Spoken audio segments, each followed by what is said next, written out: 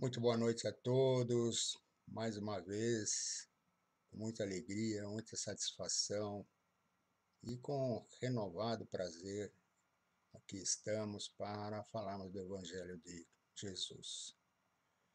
Hoje, terça-feira, primeiro dia do mês de setembro de 2020. E para falar do Evangelho,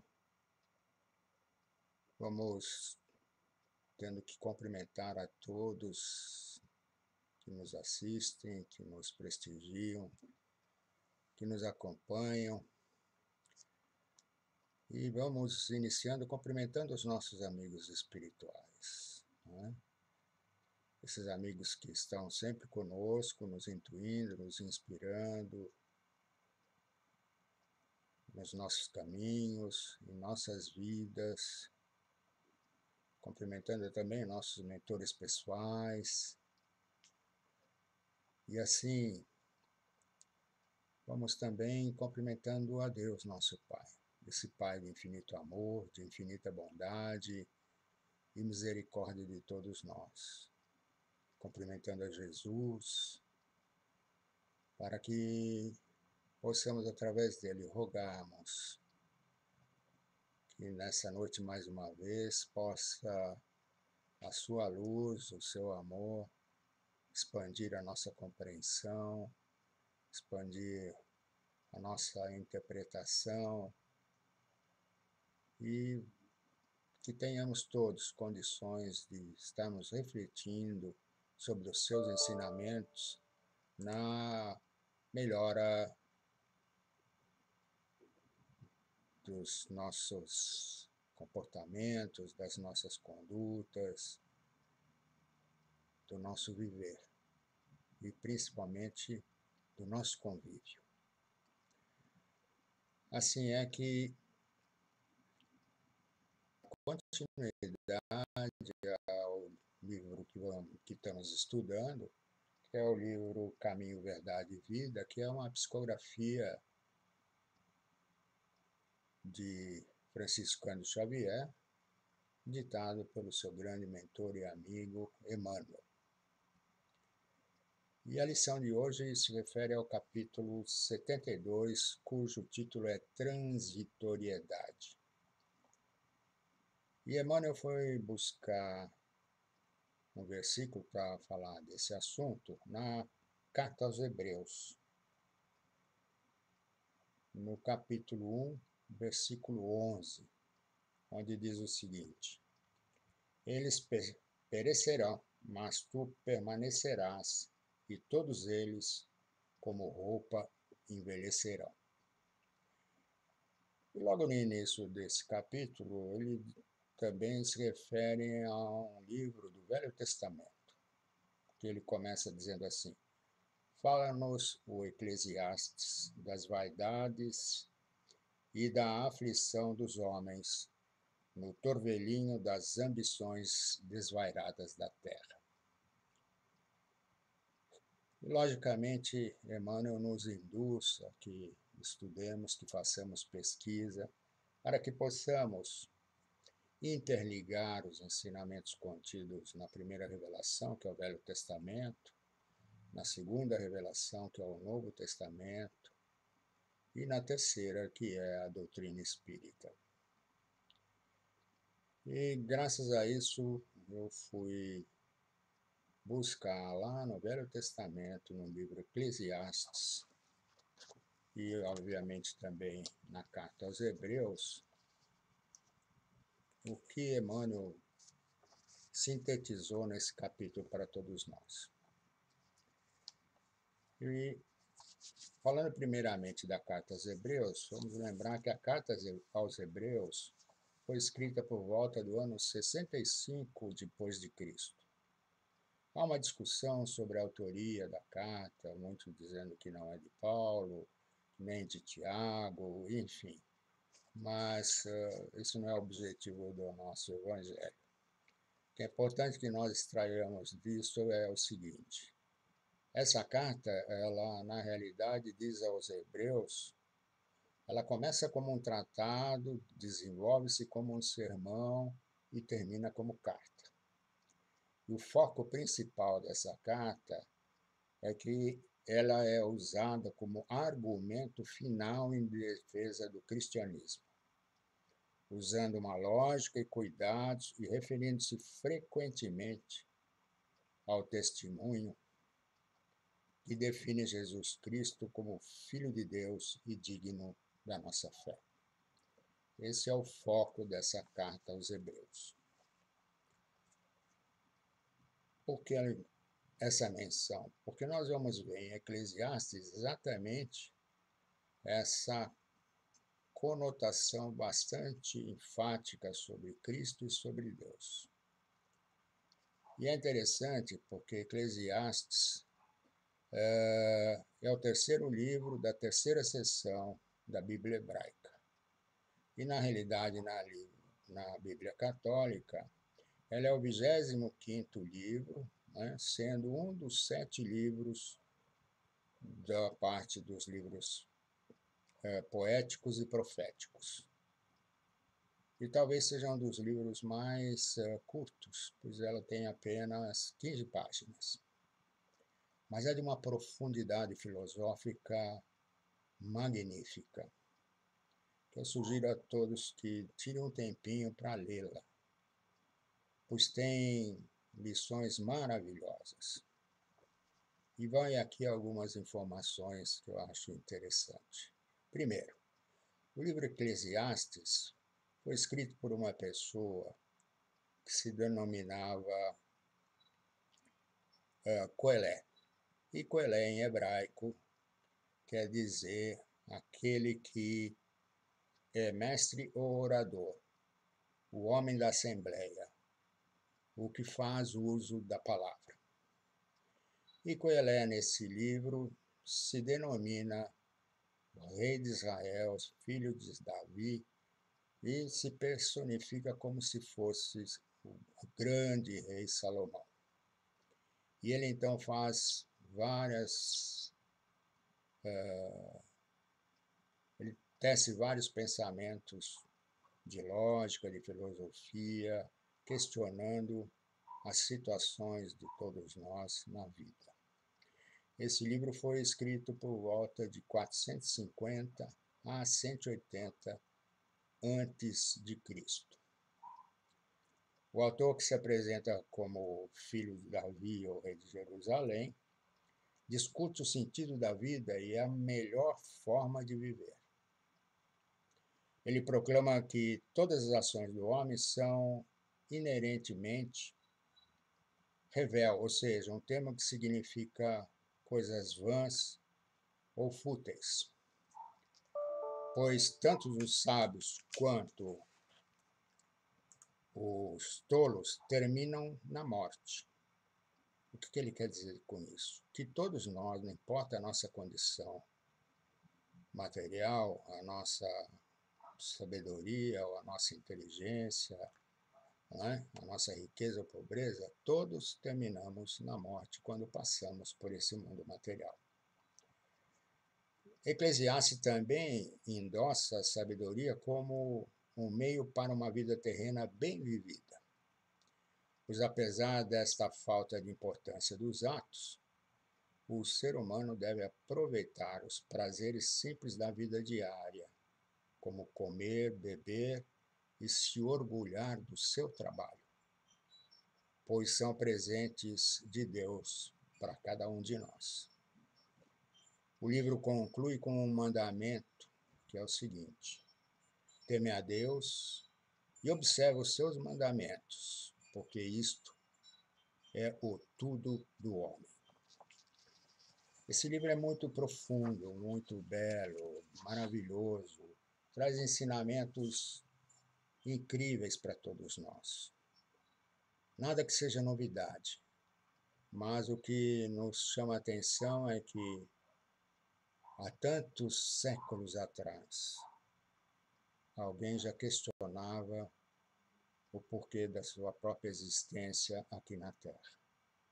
E ele chega à conclusão de que o grande tesouro, a grande herança que Deus concede a seus filhos é o conhecimento e a sabedoria que cada um de nós carregamos para a eternidade. As coisas materiais são tão efêmeras, tão passageiras, como ele mesmo cita, e o vento leva. O vento aqui no sentido de vapor, de neblina, né, que o próprio vento carrega e dissipa. Ou seja, tudo aquilo que é material aqui fica e nós partimos. Nossas construções, nossos feitos, etc., aqui ficam. E passa-se o tempo e muitos de nós nem sequer seremos lembrados, mostrando exatamente a transitoriedade da vida material. E é isso que Emmanuel analisa no capítulo 72 do livro Caminho, Verdade e Vida. E Emmanuel nos diz o seguinte: fala-nos o Eclesiastes das vaidades e da aflição dos homens, no torvelinho das ambições desvairadas da terra. Desde os primeiros tempos da família humana, existem criaturas confundidas nos falsos valores do mundo. Entretanto, bastaria meditar alguns minutos na transitoriedade de tudo o que palpita no campo das formas para compreender-se a soberania do espírito. Consultai a pompa dos museus e a ruína das civilizações mortas. Com que fim se levantaram tantos monumentos e arcos de triunfo? Tudo funcionou como roupagem do pensamento. A ideia evoluiu, enriqueceu-se o espírito e os envoltórios antigos permanecem à distância. As mãos calejadas na edificação das colunas brilhantes aprenderam com o trabalho os luminosos segredos da vida. Todavia, quantas amarguras experimentaram os loucos que disputaram até a morte para possuí-las? Valei-vos de todas as ocasiões de serviço, como sagradas oportunidades na marcha divina para Deus. Valiosa é a escassez, porque traz a disciplina. Preciosa é a abundância, porque multiplica as formas do bem. Uma e outra, contudo, perecerão algum dia. Na esfera carnal, a glória e a miséria constituem molduras de temporária apresentação. Ambas passam. Somente Jesus e a lei divina perseveram para nós outros como portas de vida e redenção. Então, Emmanuel faz exatamente uma síntese do que traz no seu todo o livro Eclesiastes, mostrando a efemeridade das coisas materiais, mostrando que o que é importante é nós buscarmos o aperfeiçoamento do espírito, que é eterno. Pois tudo aquilo que aqui construímos, aqui fazemos, ou fazemos para nós, ou fazemos para os outros, mas aqui permanece. Ou seja, o estar e o ter são totalmente transitórios. O ser, esse sim, esse permanece conosco, porque esse ser é a individualidade, é a criação divina de cada um de nós. E esse ser é que vai evoluindo através dos tempos. Então, é importante que nós analisemos esse aspecto, para que possamos entender a grandiosidade da criação divina. Porque, como diz o próprio ensinamento, a grandiosidade divina está na sua infinita criação, e nós fazemos parte dela. Nós somos herdeiros dessa criação, e Deus nos dá a oportunidade, através do conhecimento, de ir descortinando essa grandiosidade, de irmos verificando a beleza infinita da criação. A natureza, como diz Emmanuel, é o grande livro dos nossos ensinamentos. Se nós observarmos a natureza, temos uma infinidade de aprendizado com ela. E, como sempre faço, tem uma historinha extremamente interessante que eu queria comentar com todos para que possam fazer uma ligação entre o que diz Emmanuel de forma sintética, o que, de certa forma, relata o livro de Eclesiastes, mas essa historinha singela nos mostra exatamente a transitoriedade e o quão é importante nós estarmos conectados com Deus. Pois quando estamos conectados com Deus, com seus mandamentos, com as suas leis, com tudo aquilo que Cristo veio nos trazer, nós temos a serenidade interior, a tranquilidade, a paz que nos norteia, que nos fortalece, que nos edifica e que nos faz perceber essa transitoriedade sem estarmos amedrontados, preocupados, né, desesperados muitas vezes.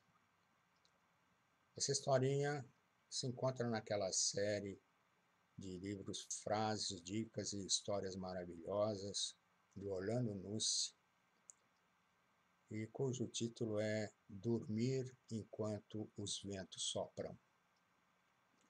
E ela nos diz o seguinte: alguns anos atrás, um fazendeiro possuía terras ao longo do litoral do Atlântico. Ele constantemente anunciava estar precisando de empregados. A maioria das pessoas estavam pouco dispostas a trabalhar em fazenda ao longo do Atlântico. Temiam as horrorosas tempestades que varriam aquela região, fazendo estragos nas construções e nas plantações. Procurando por novos empregados, ele recebeu muitas recusas. Finalmente, um homem baixo e magro, de meia idade, se aproximou do fazendeiro. "Você é um bom lavrador?" perguntou o fazendeiro. "Bem, eu posso dormir enquanto os ventos sopram", respondeu o pequeno homem. Embora confuso com a resposta, o fazendeiro, desesperado por ajuda, o empregou. O pequeno homem trabalhou bem ao redor da fazenda, mantendo-se ocupado do alvorecer até o anoitecer, e o fazendeiro estava satisfeito com o seu trabalho. Então, à noite, o vento uivou ruidosamente. O fazendeiro pulou da cama, agarrou um lampião e correu até o alojamento dos empregados. Sacudiu o pequeno homem e gritou: "Levanta! Uma tempestade está chegando. Amarre as coisas antes que sejam arrastadas." O pequeno homem virou-se na cama e disse firmemente: "Não, senhor. Eu lhe falei, eu posso dormir enquanto os ventos sopram." Enfurecido pela resposta, o fazendeiro estava tentado a despedi-lo imediatamente. Em vez disso, ele se apressou a sair e preparar o terreno para a tempestade. Do empregado trataria depois. Mas, para seu assombro, ele descobriu que todos os montes de feno tinham sido cobertos com lonas firmemente presas ao solo. As vacas estavam bem protegidas no celeiro, os frangos nos viveiros e todas as portas muito bem travadas. As janelas bem fechadas e seguras, tudo foi amarrado. Nada poderia ser arrastado. O fazendeiro então entendeu o que seu empregado quis dizer. Então retornou para sua cama para também dormir enquanto o vento soprava. O que eu quero dizer com essa história é que quando se está preparado espiritualmente, mentalmente e fisicamente, você não tem nada a temer. E eu lhe pergunto, Você pode dormir enquanto os ventos sopram em sua vida? Espero que todos possamos dormir bem. Vejam que história interessante. Ela tem um profundo significado, pois esse homem podia dormir enquanto os ventos sopram, porque ele conhecia não só os desígnios de Deus para com todos nós, como também os desígnios de Deus relativo à natureza. Em observação a essa mesma natureza, ele sabia como ela se comportava, como ela se comporta. Será que todos nós sabemos e podemos tirar lições dessa mesma natureza? Muita gente fica extremamente assustada com relação a determinados fenômenos naturais. E vamos lembrar que nós moramos e residimos temporariamente num planeta que tem dinamicidade, ou seja, dinâmico, ele não está estático. E tudo está sob um ciclo virtuoso. As colheitas se fazem de tempos em tempos, as estações mudam de tempos em tempos, né? A lua tem a sua influência sobre as marés, ou seja, nada disso é por acaso. Tudo está em movimento. As placas tectônicas, volta e meia, se acomodam, provocam pequenos terremotos ou grandes terremotos, eventualmente maremotos ou até tsunamis, dependendo da movimentação. Vamos lembrar que o núcleo do planeta Terra é um caldeirão em ebulição. O centro da Terra chega a 5.000 graus Celsius. De tempos em tempos, o que ocorre? A pressão interna do globo terrestre é tão grande que existem erupções vulcânicas, aliviando a pressão interior. Então, nada disso é castigo de Deus, nada disso é para que possamos ser castigados. Tudo isso obedece às leis físicas que o próprio Criador desempenhou para que esse planeta tivesse as condições que tem e nos desse a condição de vida que aqui desfrutamos. Uma escola maravilhosa, de uma harmonia perfeita, em que nós aqui somos aprendizes dessa maravilha, somos alunos da grandiosidade de Deus. Por isso que é importante nós estarmos conectados com os seus ensinamentos, com as suas leis, para que possamos estar em paz internamente e dormir enquanto os ventos sopram. Fica aqui então a nossa mensagem para todos nós refletirmos o porquê das nossas vidas, das nossas existências e entendermos também a razão do porquê as diferenças entre todos nós existem. Assim, esperando que isso possa nos servir para dar continuidade à nossa evolução, vamos aqui encerrando, desejando a todos uma maravilhosa e feliz semana, que as vibrações do alto, dos nossos amigos espirituais, possam envolver a cada coração, a cada irmão, a cada lar, levando muita paz, muita saúde nesse período, que como o próprio Chico dizia, tudo passa. E como dizia também Eclesiastes, tudo é transitório, mostrando exatamente essa conexão, essa correlação entre os ensinamentos. E que a luz de nosso Pai possa abraçar a todos os nossos familiares, a todos aqueles irmãos que se encontram hospitalizados, em leitos de dor, a todos os seus familiares também que passam por essa provação, e que temos certeza que logo, logo estaremos voltando à normalidade e estaremos, sim, muito melhores do que quando tudo isso se iniciou. Que a benção de Deus nosso Pai e o amor e a luz de Jesus abrace a todos nós e esteja conosco hoje e sempre. Que assim seja. Muito obrigado.